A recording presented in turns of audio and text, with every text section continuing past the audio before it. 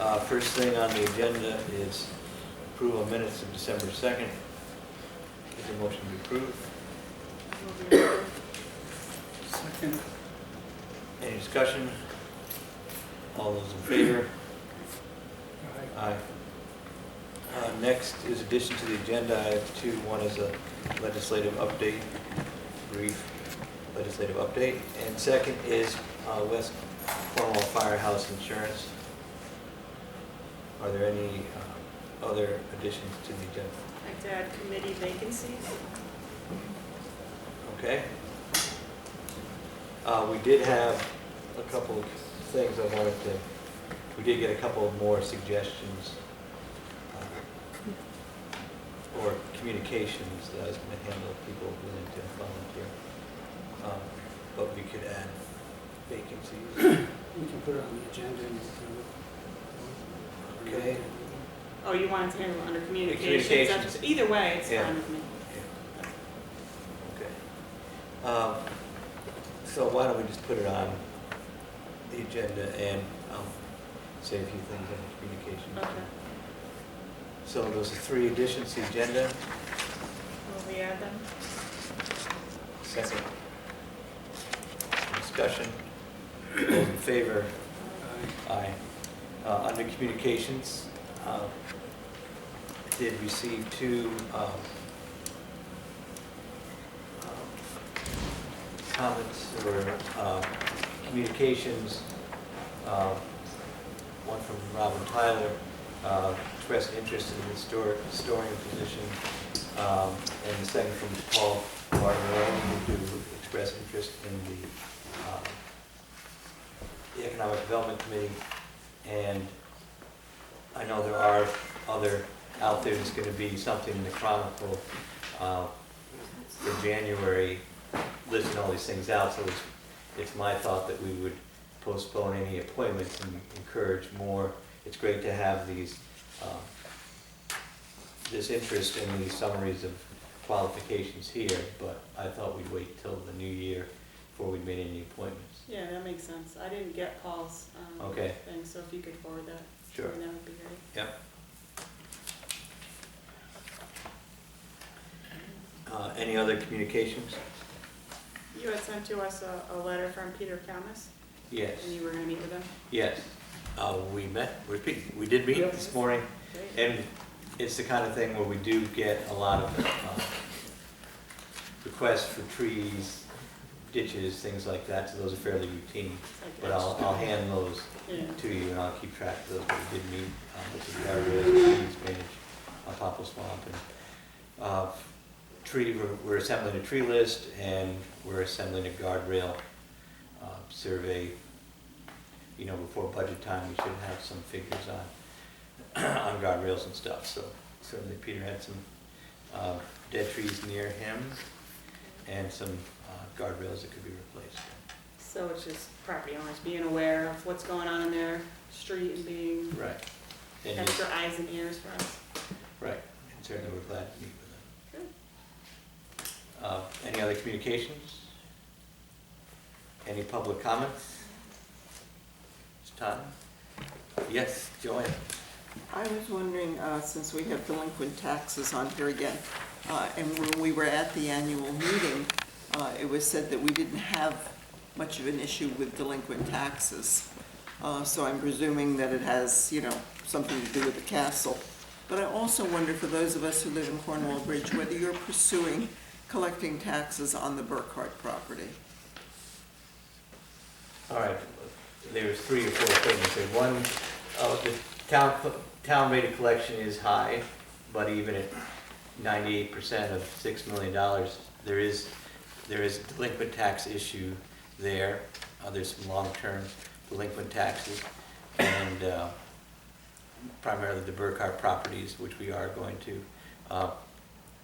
We have some initiatives to try to work on resolving, and as well as there's other communications we've gotten from the tax collector as far as collecting delinquent taxes. So yes, it is an issue that we are going to be pursuing.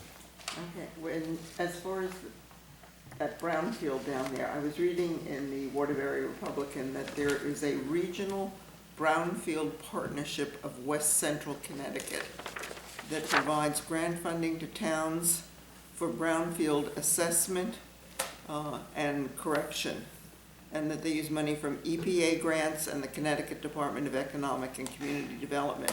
I'd like to know if you would pursue looking into our town joining that partnership. I can find out more about it, Okay. but we can't make a commitment before we know what's involved. Okay. As Did the you get goal the name to- of that group? Yeah, what is it, Western and Central? It's the Regional Brownfield Partnership of West Central Connecticut. And apparently Winsted is looking into a membership.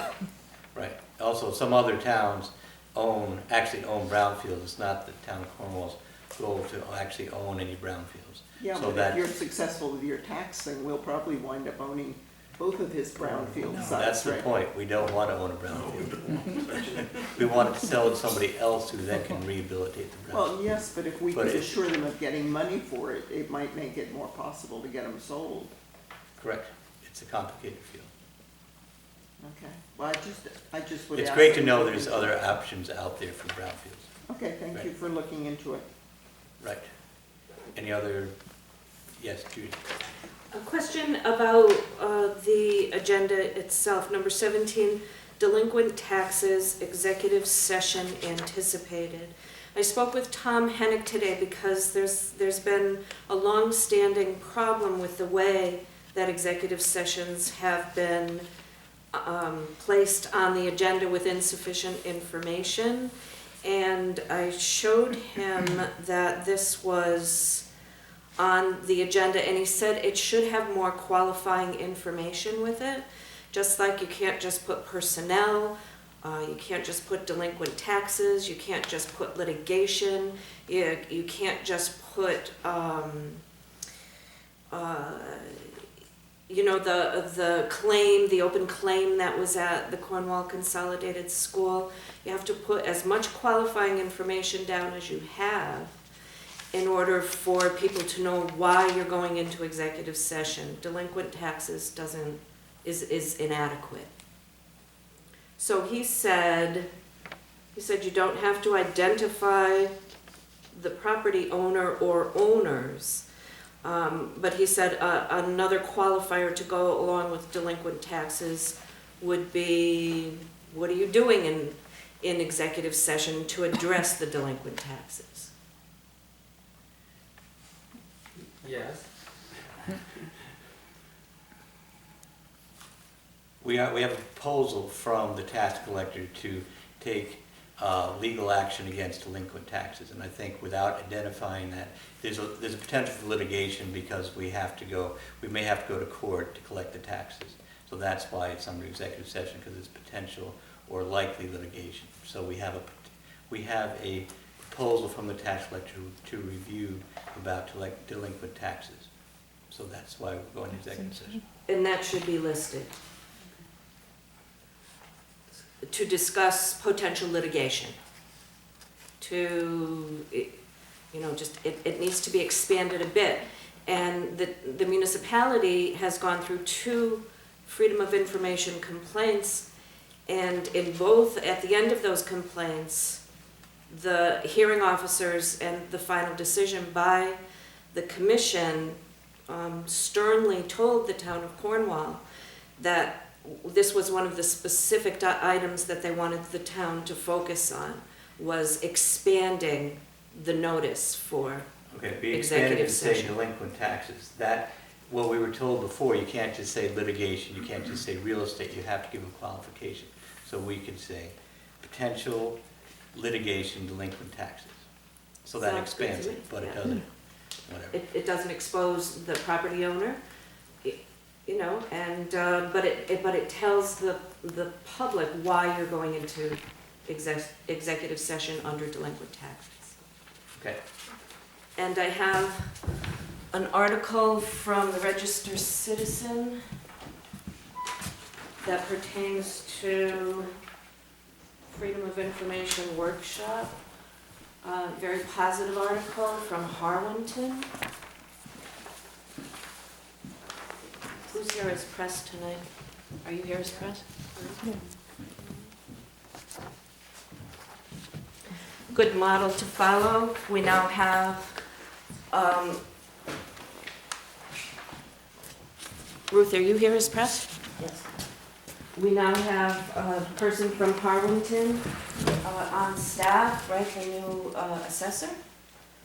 Did she come from Harwinton? She lives in Torrington But she works in, she's Right. the assessor in Harwinton? and Morris. Say again? And Morris, so what, yeah, anyway, What's the? what does that have to do with FOI?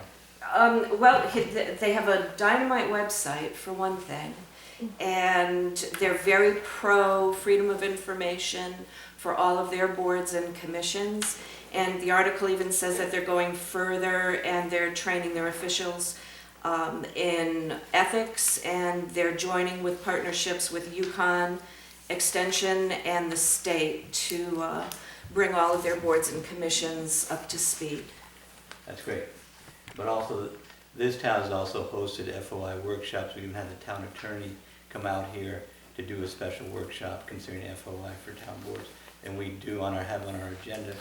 And we did talk to Tom Hennick this week, so we have an open line of communication also with the FOI Commission. And we seek his guidance. So, any other public comments? Okay, next is item of great interest, the Cornwall 2014 voter turnout was the highest in the state, about 75%. And for that, according to the Secretary of State's office, we will be getting, will be awarded what's called the Democracy Cup, which is given to the town with the highest voter turnout in the state. So we can look forward to that in the next couple of months. So it's a good distinction for the town to have. Speaking of distinctions, we're glad to have our distinguished representative to the Regional Mental Health Board, Earl Brecker, who has served the town for many years in that capacity, here to give us a brief update of regional mental health issues. And I didn't know, Earl, if you particularly had any update of what's going on since the office in Lakeville was closed. What's the regional strategy? I'll So, get to that. The Okay, answer great. is not very much because, well, let me do this and then I'll answer questions. Report the Cornwall Board of Selectmen, December 17th, 2014, from William Earl Brecker, town's representative to Catchment Area Council 22. If you can't hear me, just tell me. Catchment Area Council 22 is one of a network of regional bodies established and authorized by the state legislature to oversee the delivery of services by the State Department of Mental Health and Addiction Services, DEMAS. Councils around the state are assigned to regions. Region 5 is our region. It consists of councils 20, 21, and 22. The work of the Catchment Area Council 22 is coordinated by the Northwest Regional Mental Health Board, RMHB. They do our clerical work, our correspondence, liaison with DEMAS, the DEMAS Commissioner in Hartford, keep the minutes at our monthly meetings, and set up and manage the council's ongoing evaluations of service provider programs. The Regional Mental Health Board is financed from state funds and by an annual mutual assessment. For years, Cornwall's annual assessment has remained about $65. The council, except in summer, meets monthly, and the chief job of the Catchment Area Council is to regularly visit and evaluate programs contracted to deliver specific services to DEMAS qualified clients. In our catchment area, there are about 20 agencies, programs, or businesses that we visit and report on regularly. We can require changes. We make recommendations about continued funding. Council Area 22, like similar bodies, is staffed by civilian volunteers appointed by town boards of selectmen, one appointed member from each of the 37 towns represented, by the director of the local mental health authority, in our case headquartered in Torrington, and the director or designated staff from each of the private or public agencies providing services to clients. Service providers, to name a few, include Primetime Clubhouse, Charlotte Hungerford Hospital, Mental Health Associates, MHA, they do housing, homeless outreach out of Charlotte Hungerford, young adult services, warm and hot crisis lines, and so on. Currently, services are being delivered to about 650 individuals. Eligibility for service and initial evaluation and intake are done by the local mental health authority at their offices on North Main Street. Now, everything I've said so far is boilerplate. I've been Cornwall's regional rep to Council 22 for more than 20 years. I volunteered in the first place so that I could oversee the delivery of services to a schizophrenic former member of my Cornwall Village group home. He lives and still lives in Torrington. He's now 54. I can tell you from personal experience that the state-funded network for the delivery of mental health services to those that qualify works quite well. Furthermore, it now works much better than that, now that medication and community-based case management has enabled us to do away with most of our state hospitals. My guy stays on his meds. It's been 3 years since he needed a bed on the 7th floor of Charlotte Hungerford Hospital. If someone in Cornwall needs an emergency evaluation and referral for intake, the LMHA can put clinicians in a home within hours. We've done that. We have done this in the case of a mentally challenged single woman whose caregiver had passed on. She needed evaluation and case management that resulted in housing her at Torrington's Tower Complex. Coordination with services for the elderly in one case resulted in help finding housing for a woman whose rental home had been sold out from under her. And in another case helped the Scotch abuse to a senile relative by a family member. The LMHA helped get SAGA insurance for a recidivist alcoholic and followed up with housing through the Mental Health Association Pilots Program. Cornwall residents have not often needed access to services through the local mental health authority, but when needed, the LMHA has been there for us. A couple of other points. First, the state has responded to unmet needs. A few years ago, Hoosie had problems with a couple of kids who had aged out of services. One of these guys was an arsonist and mentally ill, but he was over 18 and under 21, and nobody knew how to get him what he needed. There was a gap between ages 18 and 21. Kids couldn't qualify for state-funded help. It took some time, but eventually, thanks to Andy and Roberta, we got young adult services authorized and put into place.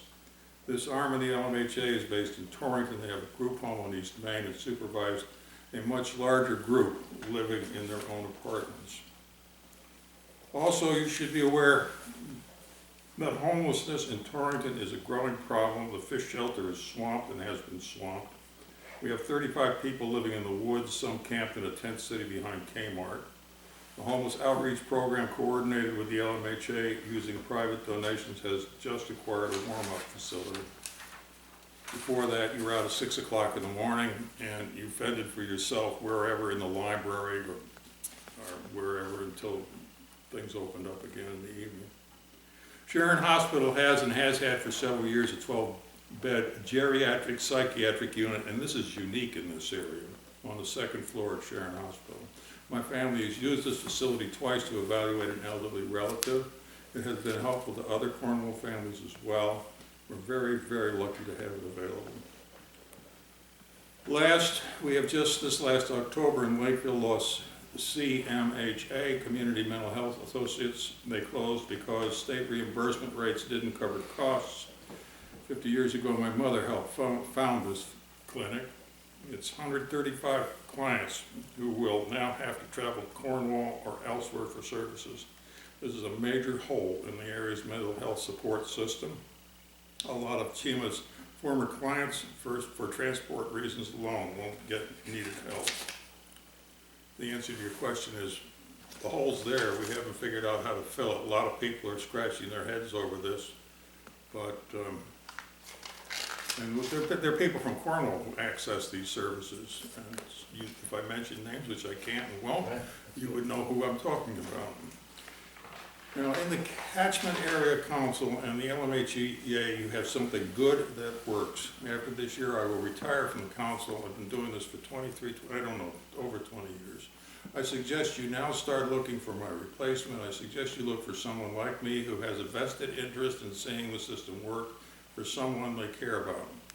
If you can find that person, I bet you will have someone who will stick with the job. We have any number of people who come briefly to sit at the table at the catchment area, and they come and they go. And the reason for going is they have other things to do in their lives. What you really need to glue somebody into that chair is somebody who has a reason for being there. And there are a few of us who are like that. And but if you can find somebody in Cornwall who has somebody who is accessing services and is going to be long-term in the what I call the safety net, so the state safety net, then they'll stick with it. That's it. Okay. I can answer questions if you have any questions. Board have any questions? Very thorough. It's exactly what I was looking to hear Good. about Well, it's what good job. that It's a good thing. organization does for the town. Yeah. And I tell you, it just happens to work particularly well in Torrington. We're just the right size, and we've got just the right team. We just need to get people to Torrington. Yeah, Like you said, so it's a transportation issue. Yeah, big issue, big issue. Absolutely. And thank you, Earl. When your chair came to talk to the Council of Governments, she mentioned you by name as one of the key pillars of that organization as far as being there for a long time. I can't remember the lady's name, but someone came in and she remarked how, long you've been giving continuously good representation for everybody. I'd stay longer. Right. All right, thank you. Bye-bye. Can I just get a copy of the report at some point? Scan and send it to me next week. Later, maybe. Okay, next is, we have inland wetlands application, drainage, Papa Swamp Road. On December 4th, I sent a letter to Karen Nelson, said the Board of Selectmen at its meeting December 2nd endorsed option 4 of the Batista report concerning drainage, 31 Papa Swamp Road. I believe the Inland Wetlands Agency met that night, and we have a draft of their minutes. And we are also lucky to have Karen here tonight to talk briefly. It's my understanding that the commission accepted the application and that we'll be on the docket to have a special meeting as we meet the same day, first Tuesday of the month, that we could meet maybe in a special meeting session, 7 o'clock, first Tuesday in January. Yeah, I'm working on getting that, so, yes. Right, so that would be the next place to talk, and then Right. everybody would be, in theory, in the room. Rachel's here, she could come, so we would get the three groups together for maybe the first time and start talking about the options. Right, that's exactly what, So they did accept the application? oh, yes. Where does it say that in the minutes that it was accepted? I To don't- do that's exactly how we say an application is accepted, to defer discussion. That's the normal protocol, you'll see it in the minutes. That's exactly how it's worded.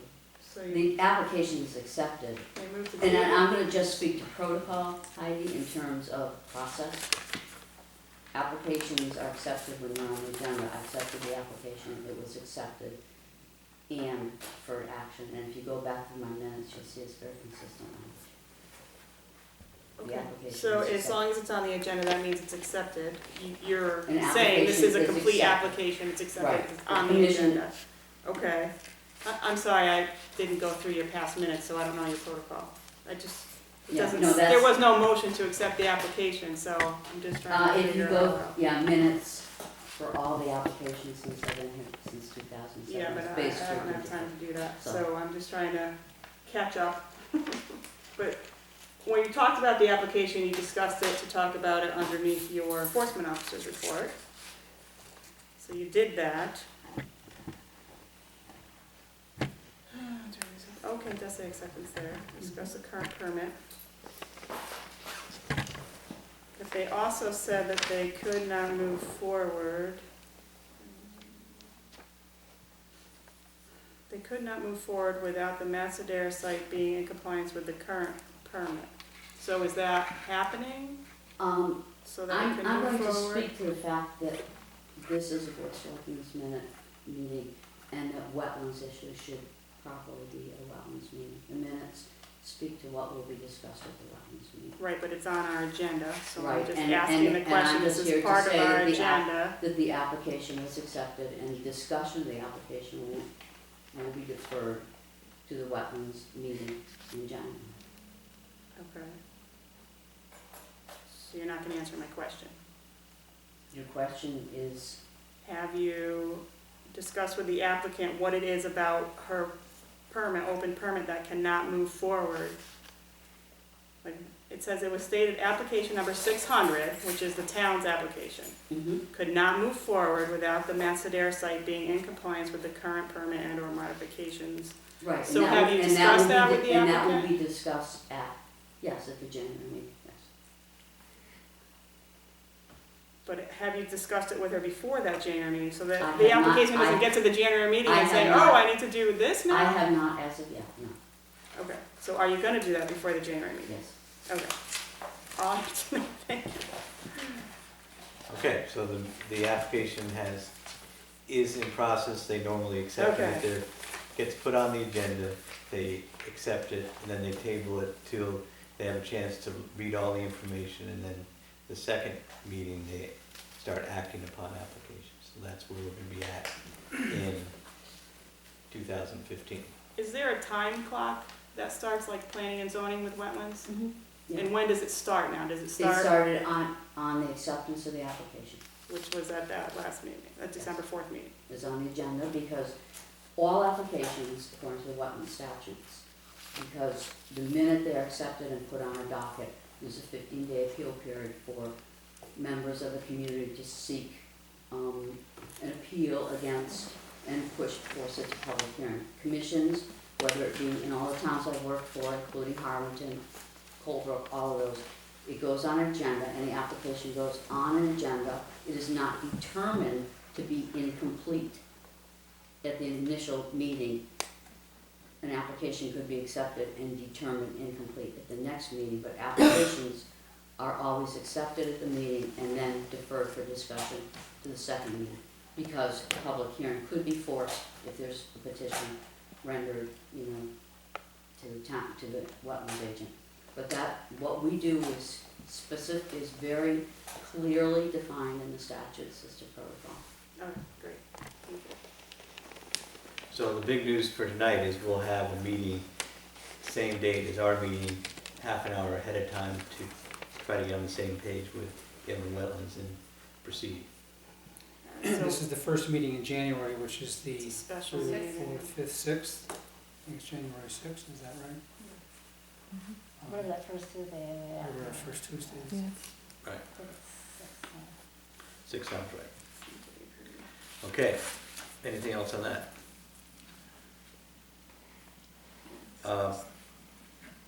Next, we have Cornwall Center sign.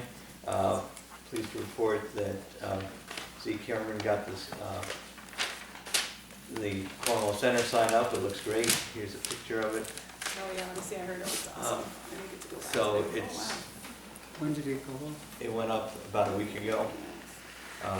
So it's a pretty faithful reconstruction of the monument that was put up about 40 years ago. Parade ground. Yeah, basically what it lists all the things that were there, and that was the intersection of Route 128 and Town Street. That was the town center when it was first settled. So there were churches there, parade grounds, stocks, pillories, all those things. And so that village, which is only partially still there, predates the 3 villages here, and so it's good to at least have that up and there. Can you zoom in? Oh, yeah. So there it is. Yeah.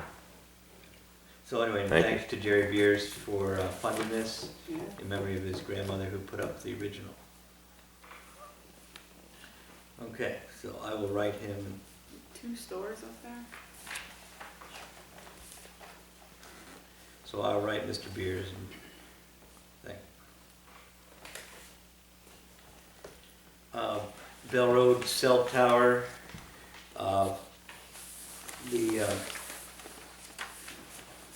Verizon wireless cell tower has been, application's been reactivated. Construction Services of Branford, who are the contractors, Forest Helco, who is a subsidiary of Verizon, applied to get a building permit from Paul Prindle, the building official.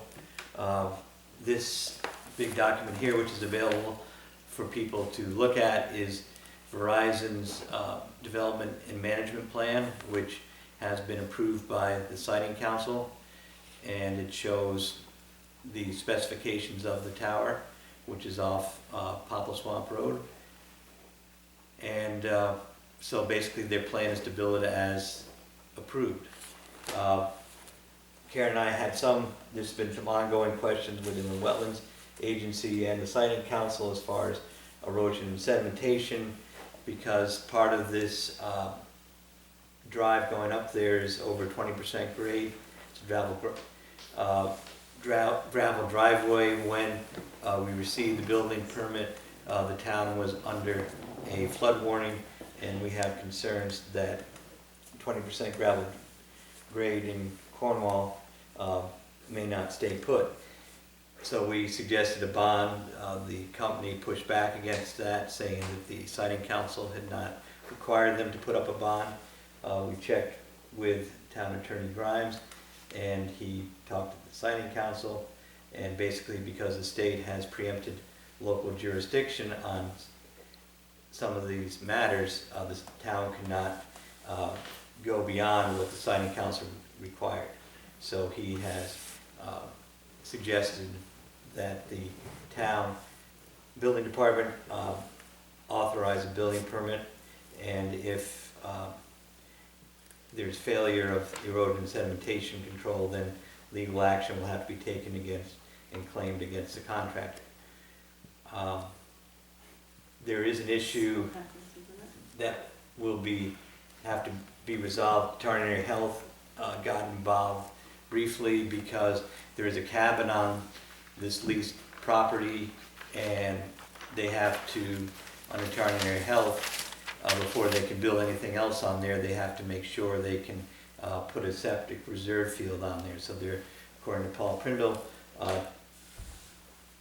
perking the site on Thursday, and so that should be, resolved or fairly soon. So it sounds like the tower will be under construction fairly soon. They've already put sill fence up, and Paul will be overseeing some of the details like that. The footings, the plans, the tower was approved for 110 feet. The base tower footings would accommodate up to 180-foot tower. Currently, they're approved for only 110 feet. So anyway, at least it will be, that's where it's at, and I think the town has tried to intervene and try to make the project better with some success, and we'll see what happens from here, because the state pretty much calls the shots when it comes to tower construction. Yeah, I can't believe they would approve a 20% grade. And that it would even work, that they would even construct it. Especially, it's not a great time of year to be doing No, that, it's but like throwing good money after bad. Wow. so anyway, stay tuned, and Paul will be monitoring for the town. Can I ask for clarification? Sure. The septic is because there's a cabin there? Yeah, there's a And cabin. because they're developing the property, they have to meet health department requirements? Right. They have to prove that there's a site, there's adequate room on the property for a reserve field for the cabin. Does somebody live in the cabin? Yes. Yes, it's a Okay. residence. Okay. It's a Yeah. residence. And that hasn't, there's nothing on file with the health district that they have that mapped out. So is there a septic there now? Yeah, there's a septic there now, but I believe they have to prove that it's gonna be reserved in case The the reserve, yeah. main field, so That's, that's, that's true for all Yeah, residents, they yeah. have to have a It current sounded one like, and I'm a thinking second, empty secondary. cabin, yes. right, now it's Oh, yeah. occupied, I believe, or has been occupied. Yeah, So anyway, the plans are here if anybody wants to take a look at them. Anything else on the tower? Did I hear that AT&T was moving ahead on the other tower? They have sent some preliminary work. You know, they do the historic surveys and this kind of thing, but there Right. hasn't been any. I did talk to our friend at AT&T, Harry Carey, and he said they haven't made any big moves to reactivate sites in town. So Because we they- had that letter from them that said, you know, we're not moving Right. forward, then next thing I hear, oh, now we are. Well, there was, I believe they're doing some preliminary work, but there hasn't been any The piece major. of correspondence with David Colbert that we made part of our planning and zoning, was talking. Oh, okay, Yeah, that's that's what I the only thing I have heard. It's very vague. I've never seen anything like that before in any other tower. It showed up and it is what it is. It may be, yeah, just a random. an older piece of correspondence that, It could Work its way relate through. back to SHPA and the historic whatever. I'm not sure how far it dates back, but it showed up. It was put on the P&Z agenda, listed on the agenda as correspondence. What it means is, I think that's. One thing, thanks partially to Cornwall Planning and Zoning, the Northwestern Council of Governments did request the Siting Council do a propagation survey of all the existing and approved cell tower sites in our district. So that's something they can do and are supposed to do, which will give us some baseline coverage information. So if new towers are proposed, we can maybe use this information to see whether it's in a good spot or not. So I think instead of just complaining about the Siting Council, it's good to also try to work with them to at least plan out what we've got, in what areas there are coverage holes in. So our P&Z did request that, and it was acted on by the Council of Governments, so that will take some time, but I think that could be a good planning tool when we're discussing this. be interesting to see, be interesting to see how long it takes to get the information back. Right. So, okay, so that's Bell Road. Next is the King easement. This has been an ongoing proposal going back some time when the town acquired the land and bought and developed the playing field, the ball field and parking lot at Foot Field. We started discussing the idea of swapping a corridor of land on the border with the Bezzosi King family that are abutters in exchange for a easement that would allow pedestrian traffic between the parking lot and the soccer field, between the baseball field and the playing field. And we had a verbal agreement with them, and we've gotten along quite well, because as it turned out, part of the town property was underneath their driveway, and some of it was used for storage of their equipment, and we installed the field and the fences without going onto this parcel A. So the plan is to do a swap for $1 each, so the town would get a access link between the parking lot and the soccer field, and they would get land that was not immediately useful to the town. So this was approved by a town meeting almost 10 years ago. The family's been thinking about it. They've come on board, and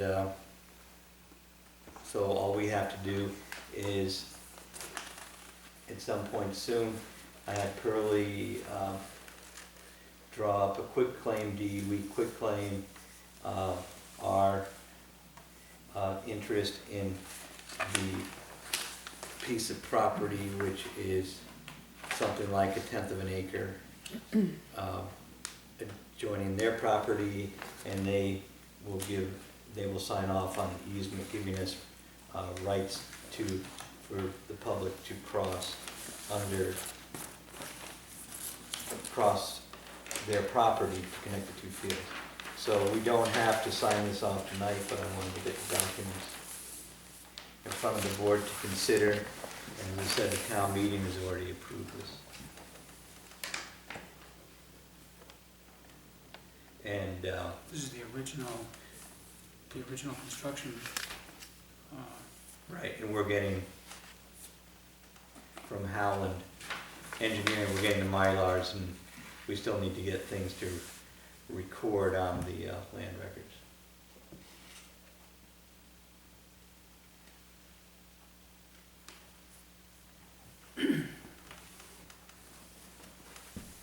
So this is still the same thing it's Yeah. been under discussion. This is the parcel that, Percolating for a while, and Yeah. the driveway's still where it was, and the Bezzosi Kings have been nice to let us, there's a gate here, and people have been good about not, going into their property. So it seems like a good beneficial relationship. Who's in charge of maintaining that part of the driveway? Is that us or them? I think they would just maintain their driveway as they always have. it's not our ownership, it's our, Yeah, but this talks, we are the grantee, correct? So, We agree to restore the land within the said easement area to nearly its present condition. Possible. Constructing, servicing, repairing, improving, replacing. This was written by, what we have here is written by Pearlie? yes. Okay.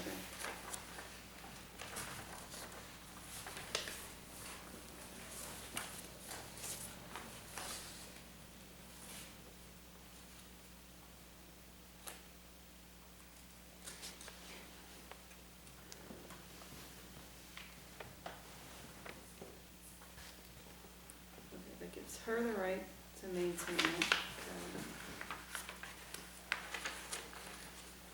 And then we also have the right to maintain, so I guess it's both ways.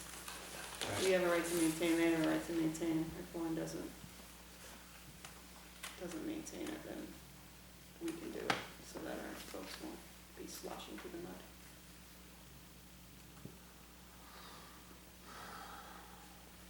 And our insurance company knows about this? Oh, they will.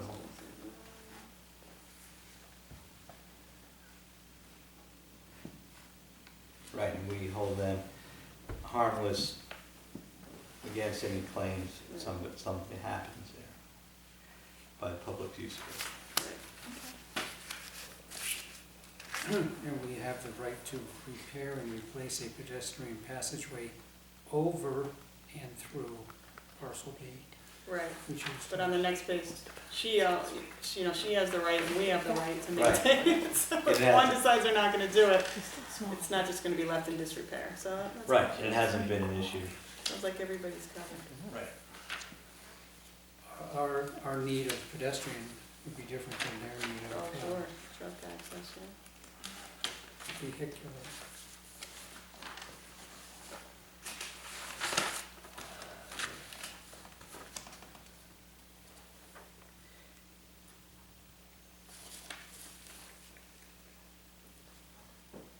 So what's the next step? What do we do on this? The next step is we could sign this tonight, if we're comfortable with this, or we can wait for them. They have a copy of the easement, which they're trying to get signed by the end of the month. So we can sign this, I mean, this is pretty straightforward. The only thing we have to sign is quitclaiming the deed, which is, we're transferring parcel A there with, as approved by the town meeting and planning and zoning, to them, which is straightforward. So we can do that now, or we can do that next meeting. Didn't you say we were waiting for more information? Well, the only thing on we're something? waiting, he has to get, Pearlie, before he records the deed, has to get the Mylars or whatever. He'll get a copy, the transparent copy of this map to file. Mhm. So forever they'll know this is what we're talking about. Oh, But I believe we can, we can either sign it tonight or wait till the next meeting. I don't have a problem signing it tonight. yeah, we would only be waiting for him to get the Mylar? Right, This to is that. record it, and then we'd have to come up with $1, and then we'd have to get the easement, and then after that all happens, he would do a legal recording on the land records of this transaction. Okay. Could I maybe we can sign, or who would sign, we or you? Do you have this It was all- one here? There's one here, it says quitclaim deed statutory form. We Does say- sign the quitclaim deed statutory form. Do you need to read the whole thing? Right. Well, no, you can just look at it, it's pretty straightforward, it just says we're, Contingent upon receipt of the Mylar and signing of the easement by the King family. Was there anything else that you needed? that's the only other thing. So it needs to be witnessed, needs to be signed, you probably should copy it so it doesn't say draft on the top. So maybe we should do it at the next meeting then? We'll make it all, Sure, you didn't get a Right. copy without the yeah, draft on it, yeah. right. So we can just say that we will sign this at the next meeting once we get a final copy and change it to 2015. Withdraw that motion then, so we're not ready. Okay, so at least so I can go see the Bezzosi Kings and tell them we're ready to go. We're waiting for the Mylar. Is this one parcel or is this two parcels? Carla King and Elizabeth Bezzosi, or they're two different people? There's two different people. There is, yes, I believe that's a separate piece that goes back around here. And then this, but I think she owns both now, because this is that right? No. She owns a separate lot here, and the driveway is part of Carla Bezzosi King's lot. So this lot here goes around the soccer field and actually has an unused right-of-way on the far end of the soccer field, next to Lib Terrell's Tobin's driveway. So instead of using that and going through the swamp, they can both share this. This is an undeveloped piece back here that goes back around towards Colesfoot Mountain. Okay, so anyway, we'll table that till next meeting.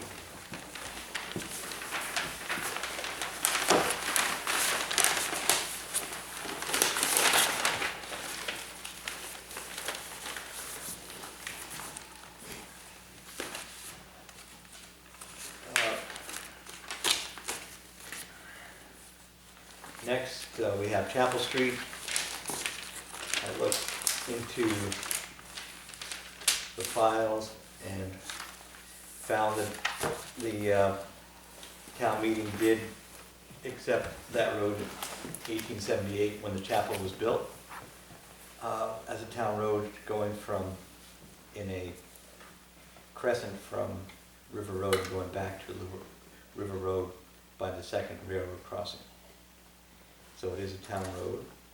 Also forward you a letter from Priscilla Pavel, who I did talk to because there was correspondence in the file from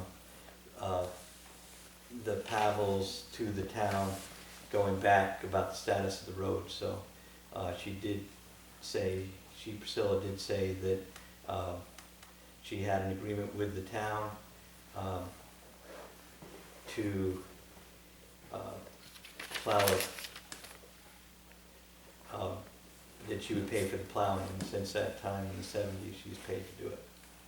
And she would be, the town wants to take over plowing the whole Chapel Street, it's okay with me. I'm sure it's okay with her, and we should thank her for 40 years of paying for plowing that. But I think if a town person wants the town to plow the road, it's hard pressed to say the town will plow the road.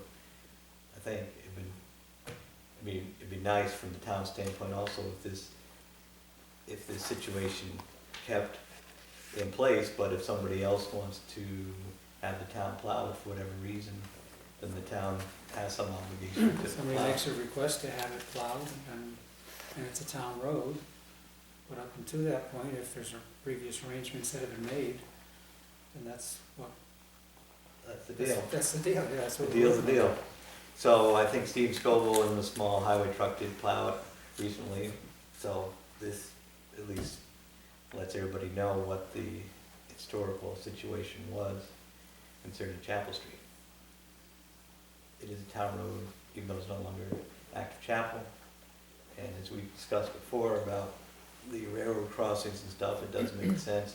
And there are 2 more houses since the chapel, but since the 70s, there's 2 more houses now off that road, so there's more people that rely on getting in and out of there, so it does make sense to keep it a town road, in my mind.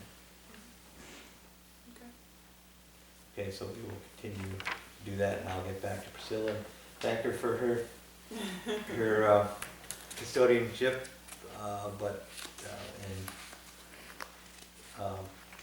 so that the town will, upon request, continue to plow. Okay, next, we've been generating some paper on the issue of Region 1 Superintendent, allocation of the salary.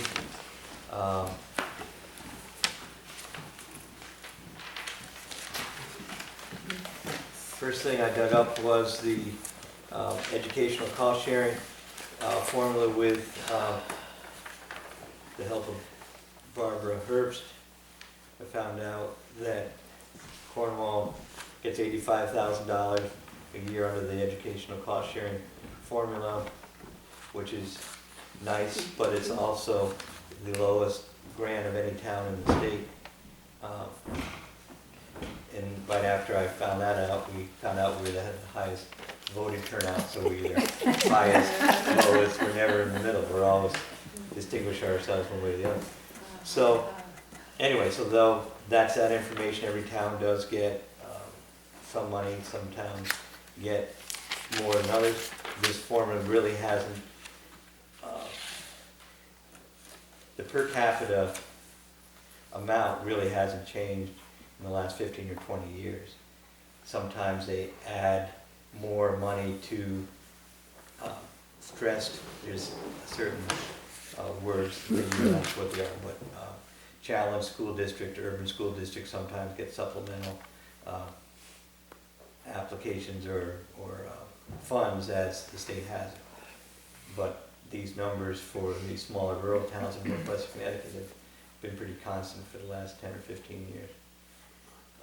Also got from Region 1 the proposed allocation method, which would have the town of Falls Village paying $15,000 more, the town of Cornwall paying $12,000 more. Gordon, could you explain this chart?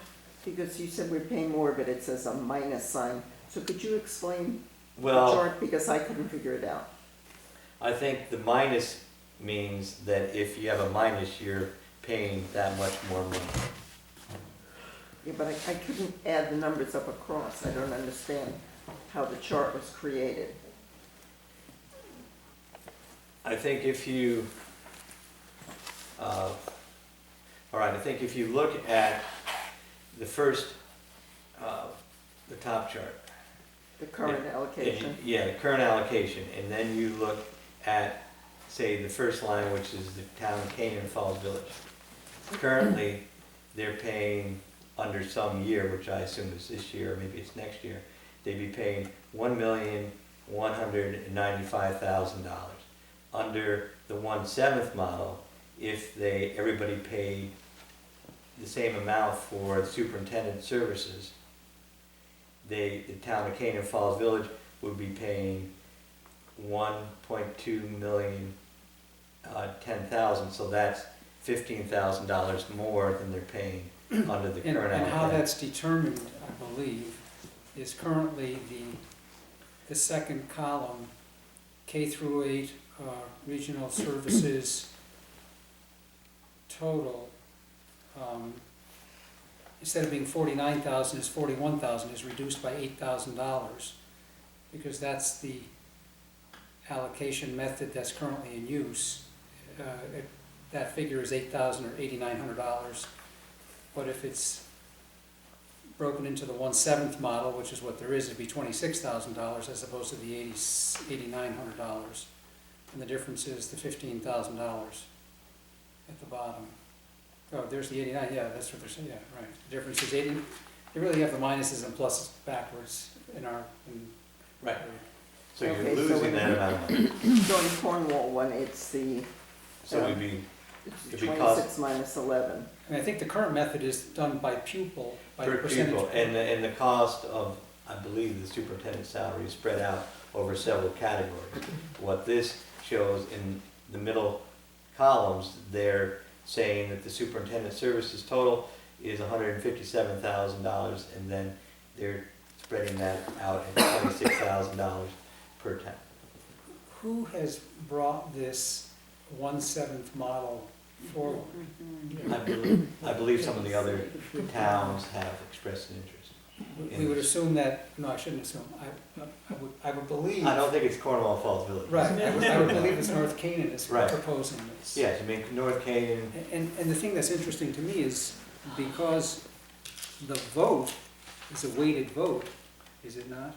Yes. right, So they have a right in a weighted fashion to change how we have the least amount of weight to vote, and they can force, well, yeah, I mean, that's I the think way that's it is. I mean, on any vote, the bigger schools paying the most amount have the bigger vote. That's correct, but typically, it's a percentage. This is a vote that allows the towns with weight to make the towns without the weight pay more. It's really not a very good model. Lou Timolot's argument is, that's what Lou Timolot's argument is. Absolutely. I mean, it's one thing to say, we have to spend $1,000 or $1 million, and we're gonna spread it across that. They have a right to have a greater share of the vote because they're gonna pay more. It's a different thing to say that You pay more. you pay So more, you get more and weight. we get to vote to make you pay more. I mean, that's just not correct. And I have a difficult time, I mean, not that this is part of the discussion right now, but I have a difficult time understanding how the superintendent cannot spend more time in the bigger schools. I just have a hard time getting a wrap around that. So, I think the good news is that this will be discussed somewhat at the, I brought this up to the Cornwall Board of Finance.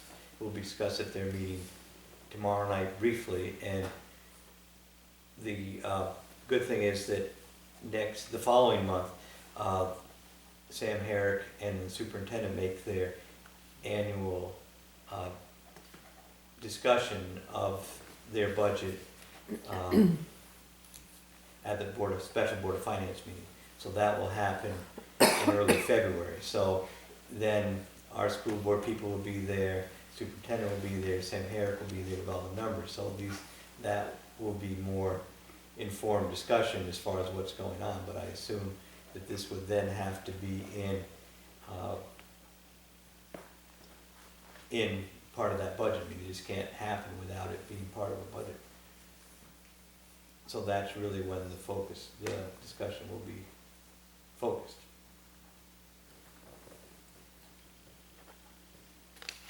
Gordon, excuse me. Can I Yeah. ask you something, because I was the one who brought this up at the last meeting, and my request to the board was that you send a statement to our representative to the regional board about how the Board of Selectmen felt on this issue, I think because I think the Canaan Falls Village selectmen had expressed a point of view to their representative.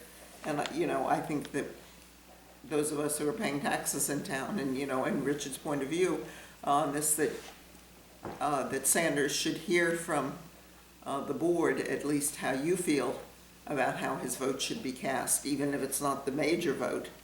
I should think, if we've just, I wouldn't think that, I don't know, can Salisbury and North Canaan carry the vote against the other towns? Maybe with Kent they can, I don't know.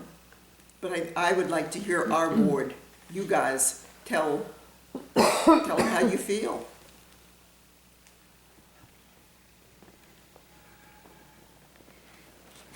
I think your request last month was to put it on the agenda. I think we've done that. I think, in my mind, I'd like to have before I mean, some people in Falls Village said they're gonna sue the regional school board or something. To me, that's a fairly extreme position. I think also saying nothing about something that has significant financial impact is also a fairly extreme position. So I have talked to Becky Hurlbert, head of our school board, and I've talked to John Sanders saying we need to decide where Cornwall's going, but we need to also have, I would like to have more information in here, to Richard's point, as far as the rationale behind all this. And I think we have time to gather more information before I'm gonna go off and say exactly what I feel we should do. The timeline then for Right. this would be, this would have to be implemented into the 2015-16 But I regional believe- budget. And Is that how I did talk to John briefly, and he said this is not a done deal at this point, so there is some time to discuss it or whatever else. right, I mean, But I think it has to be, in my mind, it has to be part of the budget. It just, things can't just change by writing on a piece of paper. This would have, this new way of doing things would have to be approved by the voters in Region 1 as part of the budget. Well, when you talked to Becky, what did she bring to the All Boards Committee? Because the CCS Board of Ed meeting that I attended, she had stated that she was gonna bring to the ABC committee that they agreed to the 1 and 7 model. That was decided last month, so did that happen? And so is that now what the ABC committee thinks, is that Cornwall agrees to the 1 and 7 model? Well, again, I'm not going to speak for Becky. I think that's one of the reasons to have these joint meetings. You don't have to, I mean, it so- should be in their minutes, I would think. Right, but I haven't read Oh, okay. their minutes. But I said, I think it's also, I did talk to her and she did reiterate, I'm not going to speak for her because I think it's important that Okay. people be able to speak freely of what their opinions are. so back to what I'm saying, the timeline, how Yeah. is this, if we want to express an opinion, Right. then it, and that would be spoken through John. Right. Our Or at original- that meeting, there's a meeting in February. I mean, I've asked this, The I Board mean, of Finance. right.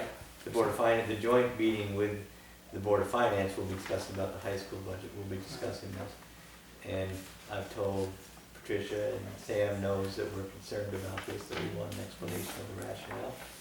And we want to have a open discussion of whether it makes sense or not. So that's set up for February. Right, so this really is, this is all preliminary discussion about what Region 1 is going to be doing Right. in their budget, I think. Right. This is,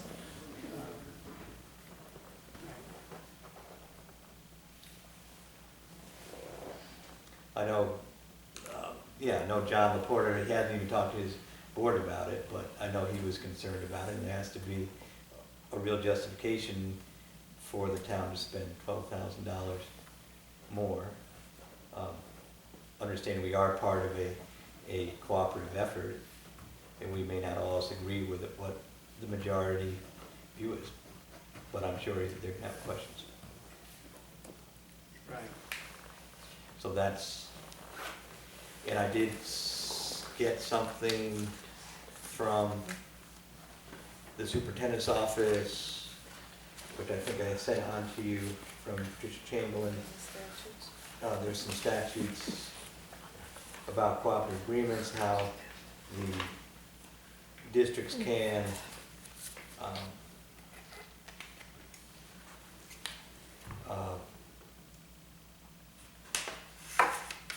districts do have flexibility on how they allocate some of the funds, is the upshot of this. I haven't read through it all, but that's what this is supposed to show.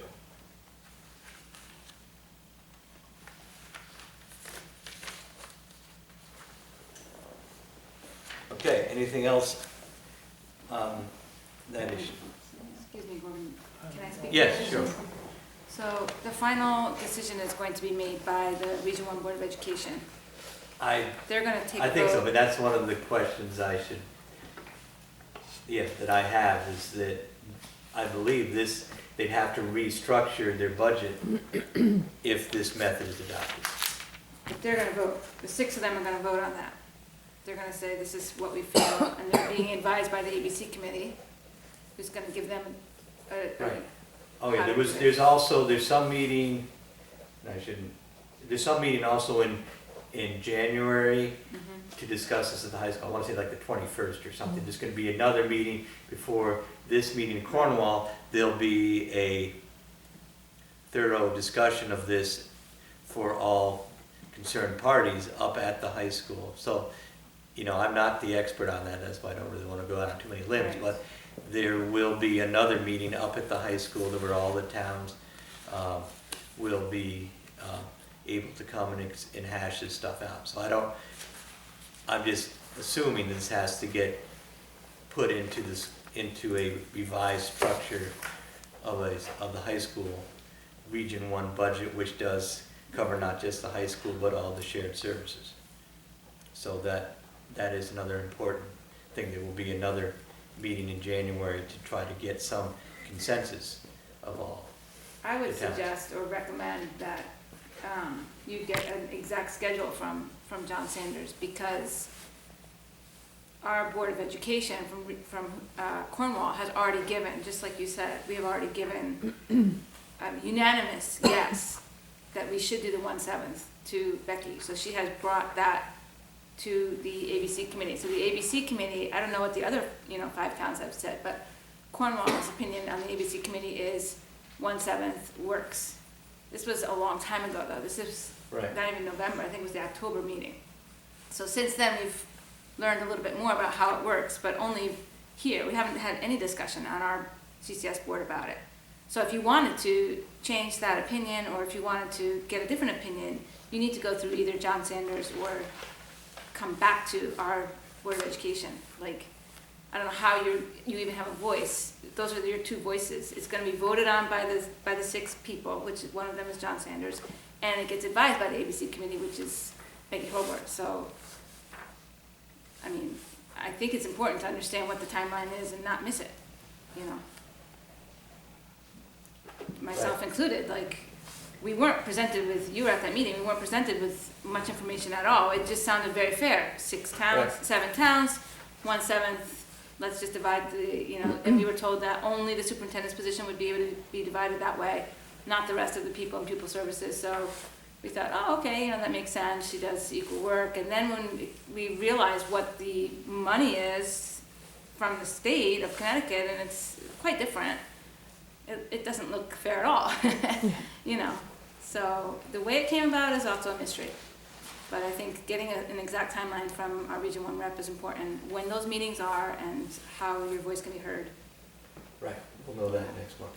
Okay. Have you figured out how it's going to impact the town's overall assessment? When the superintendent's salary is taken out, they have to recalculate the regional assessment. Do you know how much it's gonna drop? It's like 30%? The what? What are you paying now? Each town would have a different impact. Each town's No, impact you would be just take different. whatever percentage you're paying on your assessment. Right now we're paying a 10th. Another 10th, right.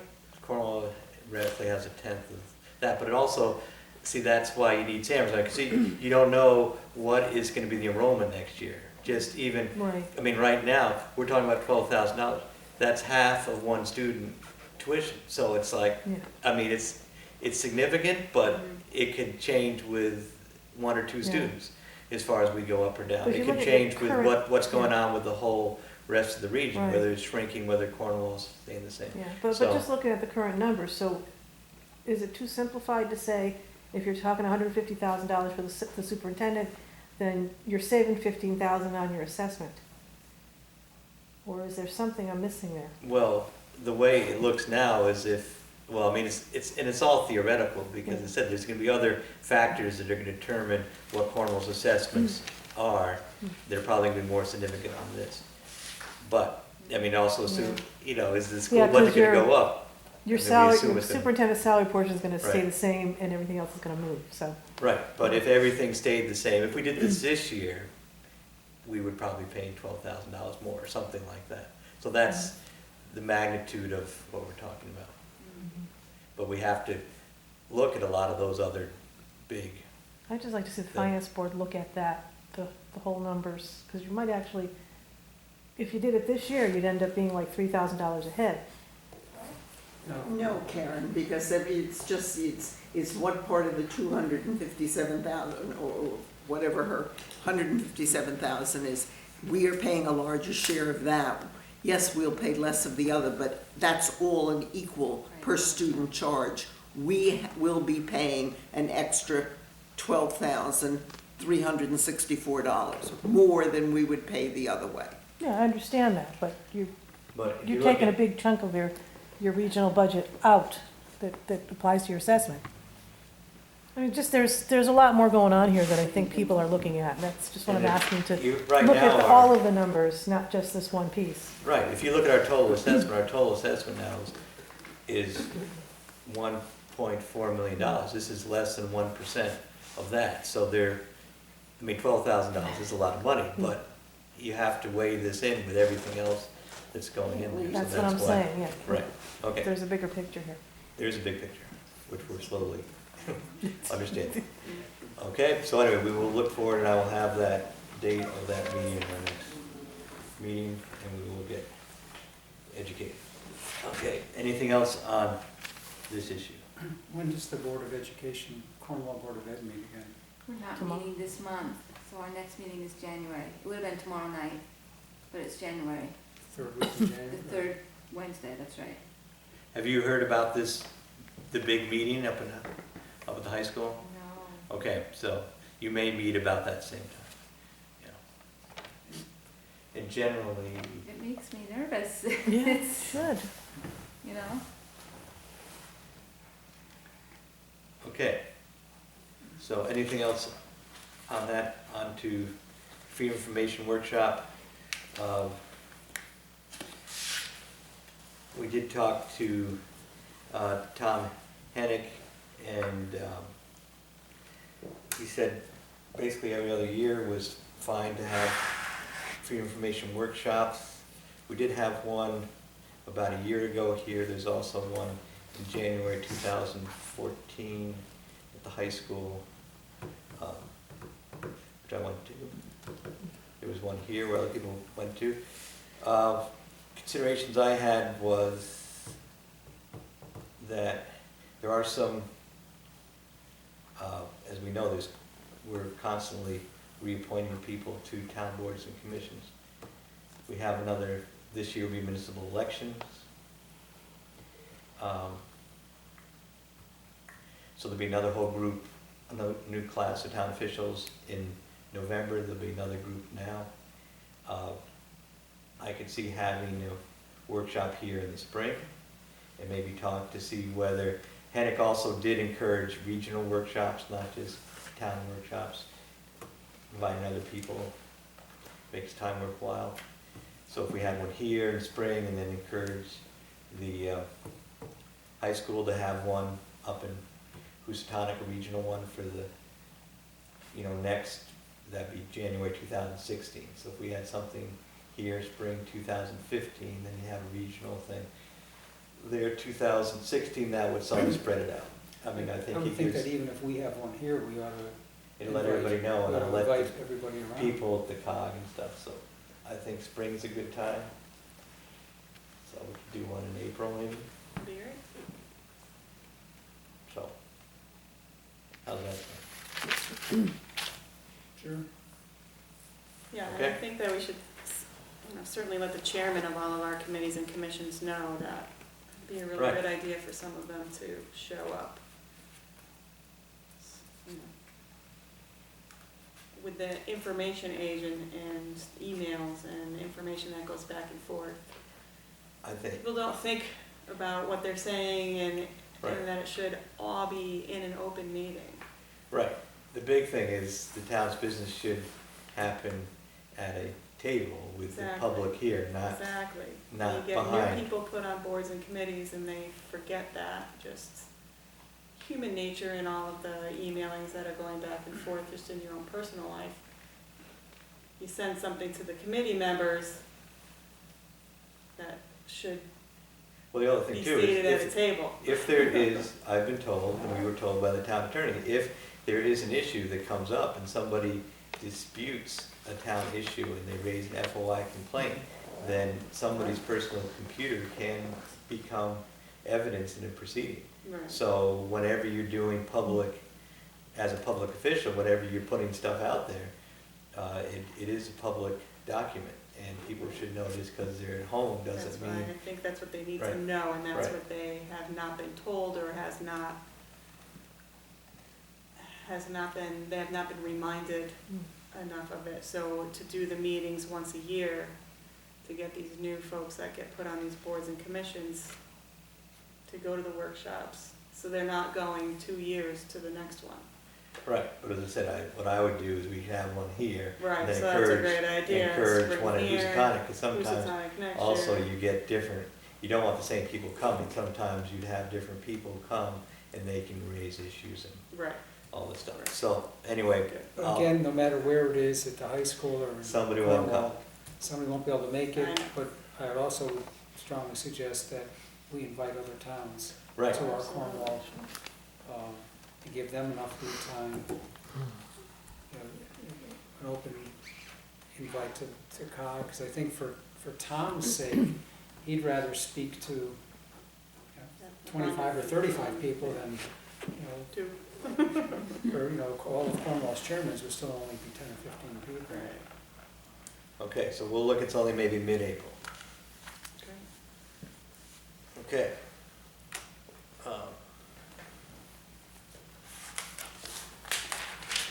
All right, on to the nutmeg network. This is also something that's come up at our council of governments. There is a grant program administered by the state of Connecticut, and I think I sent you some information about that. And this is basically to, there's a grant program to hook up fiber optic cable to town halls throughout the state. So the state will pay for the installation of the cable from its nearest port to your town hall. They also have a program to hook up schools, and I don't know whether our school is on it. I know there is fiber optic cable to the firehouse, so I assume Westboro. So I assume the school is also using it, but we haven't got that information yet. So this was an interesting discussion at the Council of Governments. Some towns have signed up for the grant program. Norfolk, Goshen has. Barkhamsted is one of the pilot towns. The selectmen, even the ones that have signed up, have said it's had some problems with getting the cable installed and getting the program. Nobody's connected yet. I got a call today from Mike Clancy, who is running the program for the state, and also other selectmen said that they had problems finding out who's really in charge of the program. So they haven't really rolled the whole thing out What the issue of tonight is that there is a December 31st deadline that if we vote to go ahead with the program, we are not actually committed to actually being part of it, but they want to know that we're interested. So we have to write a letter of intent that we're interested in this. Still a little skeptical about all this. I talked to some of the towns that are into it, and they said that this will it will give you higher speed internet, but it will cost you quite a bit more, and the real costs aren't entirely known yet. You get a first year maintenance free, but apparently then you have to pay any maintenance costs of maintaining that fiber optic cable for however long it is in your town if there's a problem with it. Maintain to who? Maintain it between the port and here. Where's the port? Don't know. Somewhere in town. I assume there's a port. I assume there's somehow Okay, magically but gets from that port, it goes to where? Who? it goes into a central. It's AT&T, it's Cablevision, I mean, who owns this It's fiber optic cable? it's this Connecticut Education Network, I believe. Okay. So I would think that they're installing it from the provider. Which The is provider, I the don't know. if the Connecticut Education No, Network? I've not. The No. provider, I don't think so. Well, that's what I wanna know, who's the Well, provider? the provider has to be either AT&T, it's either the phone company or the cable company. Right, It's one of them. that's the question. So it's from their port, Right, wherever that is. This one, the To phone everyone company else. would be the building up on Cemetery Hill, yeah, I assume. I don't know where cable's port is. yeah. And then we would probably own the cable, the fiber optic, from that location to here. And that's what they're saying, we'd have to maintain it if it broke. But they already have it to the firehouse. yeah, Do you pay for that? I don't believe we pay a monthly charge for that. That's another program where they install the firehouse, but it's not hooked up to anything yet. The fire. So there's a big machine there that somehow is a server or something, makes a lot of noise and a lot of heat, but it doesn't do any good. Costs a lot of electricity. So it costs a lot of electricity, CRT so gets that makes me a little skeptical. And it was quite a lively discussion at the council governors meeting. So it's. The town of Kent has apparently expressed an interest in at least looking at it further. Salisbury has done the same. North Canaan has looked at it, said no, they feel they have a better deal with their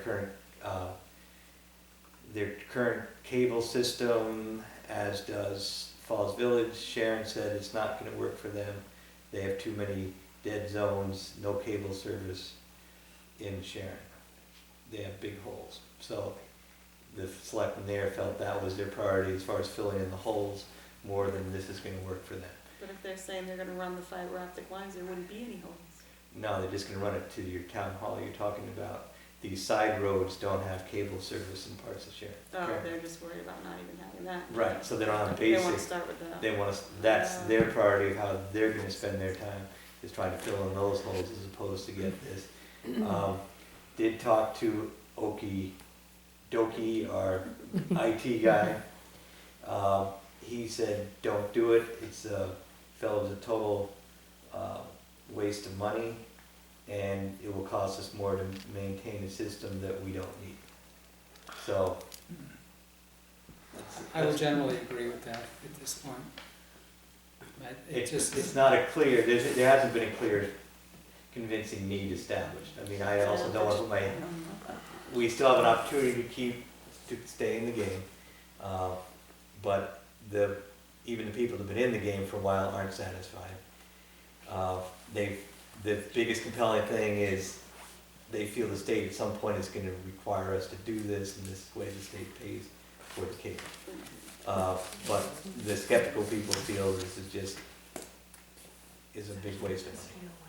And it will cost us, once we get past the first year, we'll have to buy a certain amount of data, which we never need. Yeah. So.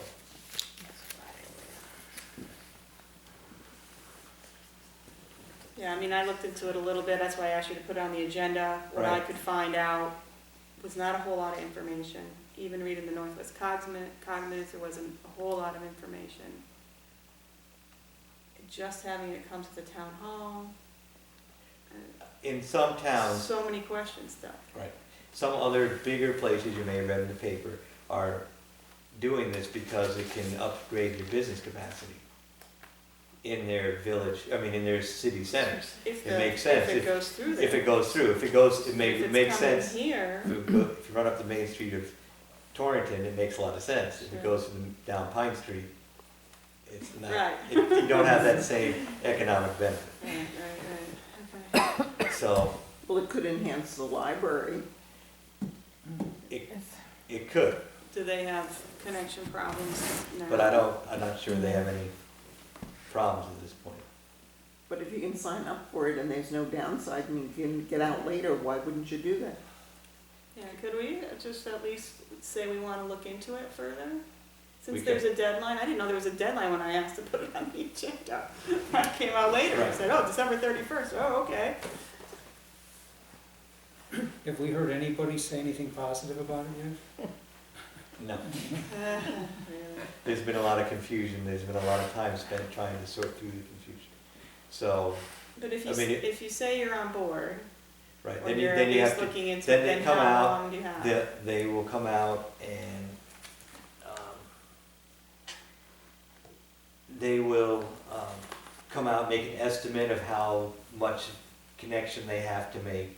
We could get more information about what happens when the tree goes down on Route 125 and all of a sudden we have a dead wire. The other problem they had too was that you still have to, and one of the sales points is you can have voice over internet and connect your phone to the internet. You still, when your cable goes out, that means you've lost your landline. So some of these towns are already wrestling with the fact that they have to maintain their current phone system even if they get this. Mhm. So that's not quite as exciting as it could be. So yes, we That's do for have, any cable phone system, yeah. right, so you get through all that, and then you get to this, that we could vote to authorize this keeps it going for a while, and then we learned some more, and then they said one town was actually awarded a grant, and they said, no, here's all your money back. Even when they got the check, they sent the check back. So That's not good. that was not what I wanted to hear. I think this may have an application in a bigger town where there's more, where the initial setup cost will impact a much greater group of either businesses or individuals. Or the town itself has Here's all- significantly more Here's that. business This that is are a map operating of on the the. towns. The purple have not signed on yet, the green have. Okay. So you can see most of the towns that have signed on at this point is in the Hartford area. Apparently I Canton can't just, see any of that. Canton just pulled out. Who pulled out? Town of Canton, Oh, Canton. somewhere in there you can see.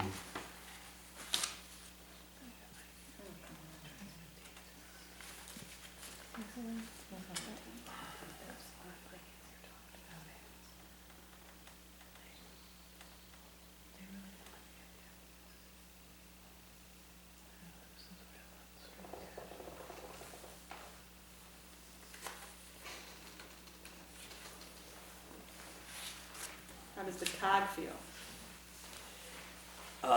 They're not happy. I mean, I think, I said there's a big difference between Torrington and here. In the smaller towns? But even some of the towns that are gung-ho are feeling frustrated with the lack of coordination. Monthly port fee, $103. Right. Internet, $6.72 per megabyte. So, Mr. This says it only covers capital costs and it's underlined, so. That sounds pretty Sounds a little expensive. steep, yeah. So, It's super fast. The Fairfax. It ought to be for that money, right? Yeah. Car can go from 0 to 110 in 3 seconds, but fuel bill would be. Okay, so, I don't know, it sounds like something that we probably wanna hold off on then. Right, I mean,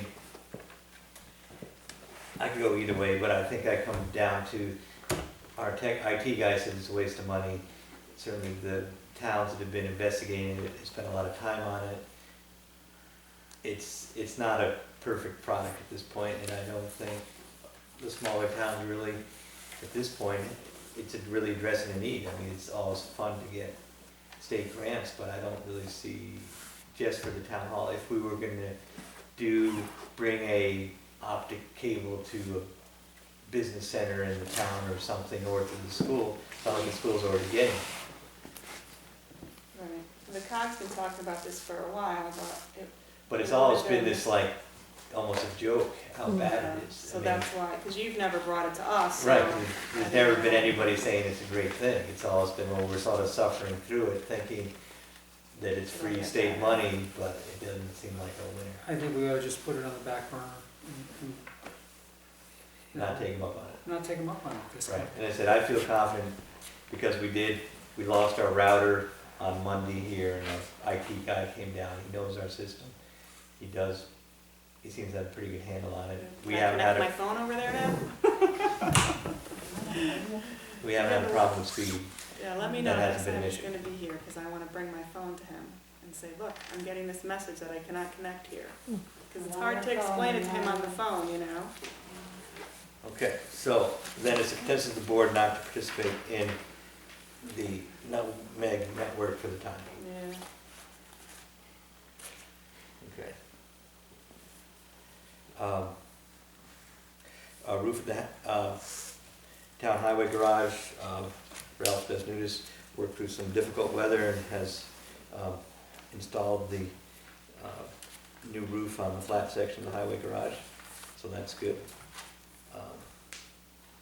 Reimbursement for the small town economic assistance program, we did, Barbara Herbst did file the paperwork, and we got our $59,000 back of our last installment of the facade program for the previous steep program, so that was good. I'd rather have the state spend money on things like that than on technology we may not need. So that is done. That's the final installment. That's the that final closes- installment Closes out the, of that facade program, yes. And that included the new yellow house Yes, money. yep. And we also had a good amount of holiday donations to the food and fuel account. And so far this year, I thought to give the board an accounting that we have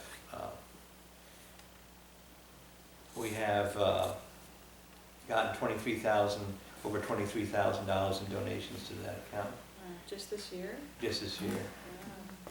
Wow, Um, Yeah, so that's a very nice holiday message. And so far to date, we have spent over $16,000 in assistance money out of that account. I Is think this that- due that's- to Jill Gibbons' efforts too in getting some of these donations? Well, I think it's publicizing the account and letting people know that this is used heavily, so I think it is. Yeah, that's what you brought some bottles back, right? Is that where they went to, the food and fuel fund? Hunt Williams has been taking the bottles down as part of the mission work of the Chapel of All Saints, and I think it's been, he's done over $450 worth himself. Yeah, that's And the great. chapel just gave $3,000 as part of our ag fair proceeds. Great, so there's been a, I think the as interesting a aspect to that is the need side of it. Is the what side of it? The need side- The need is so great. Need side, that it's great that we're getting these donations, funding it to 20-something thousand dollars, but that we've, I don't want to say spent, Expended 16. distributed $16,000 worth of Numbers. needs. Yeah. And that's pretty amazing. So anyway, we're very fortunate to have that in town. Next, we have a tax refund.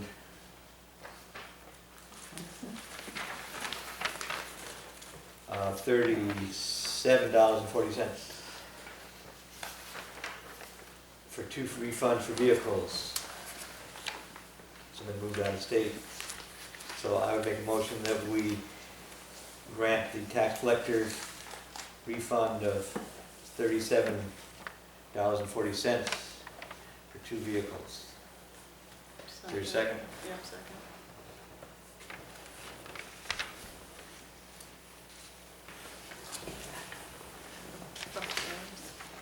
$5 is $5. It's like, Yeah. it's like 2 gallons of gas now.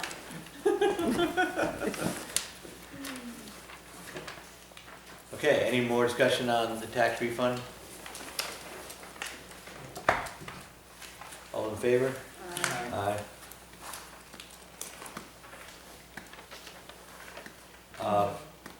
This is, I went to a meeting of the Council of Governments Legislative Committee. The legislature is going to be convening next month in Hartford.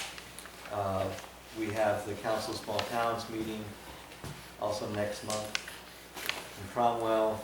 The Council of Governments has put out its own, will have its own legislative breakfast, I believe also in January. So this is just some legislative information. Some of this will be revised.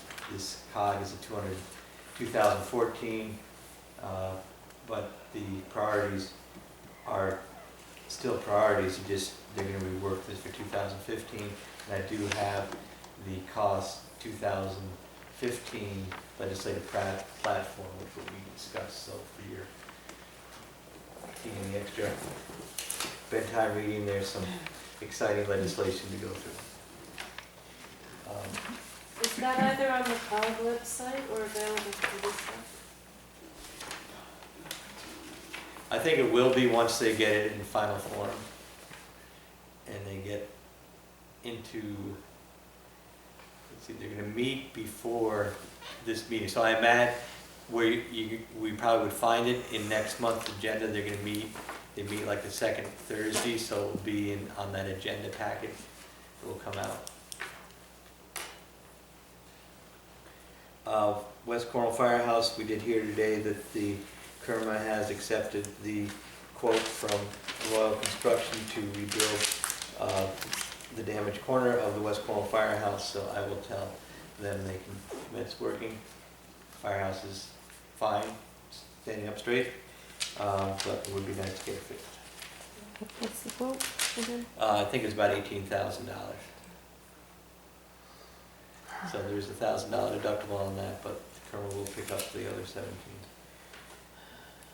Vacancies, I think it's our consensus that we'll deal with that next month and encourage people to, I did submit a list of vacancies to the Chronicle, so we'll see who expresses an interest next month.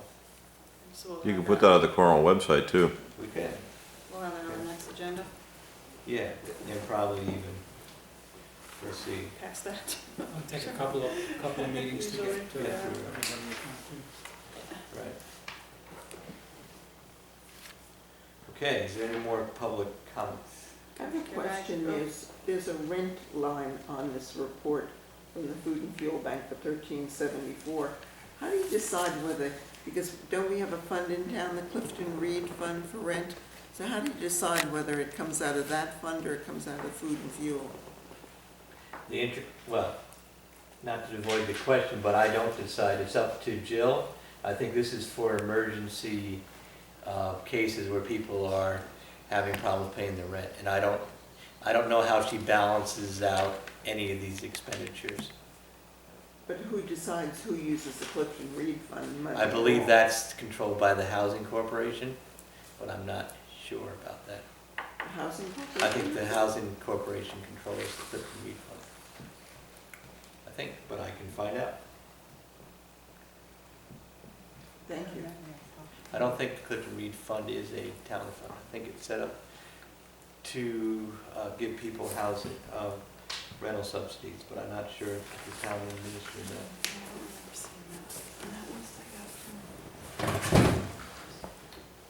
Okay.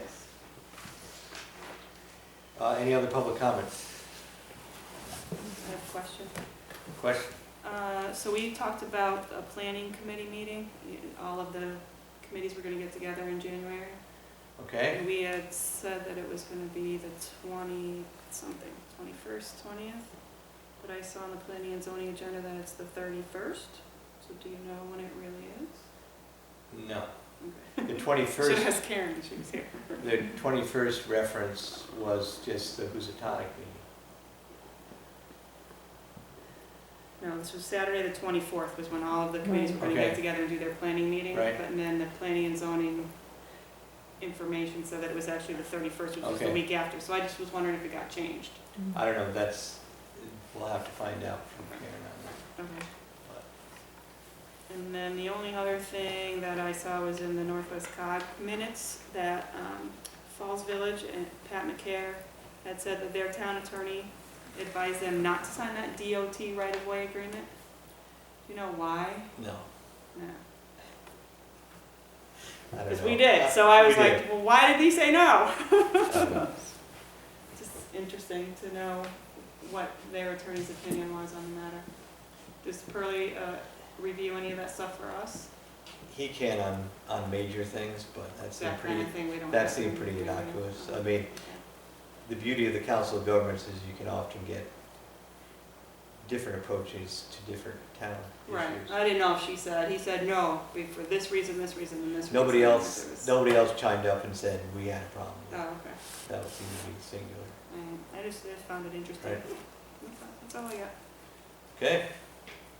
All right, so we have, bank payment and bill payment.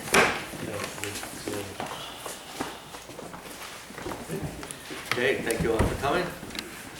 You stay, Richard, until they. That's go it, to- huh? That's it. That's it, and then we'll go into executive session after Okay. we finish signing off bills. All right, that's it.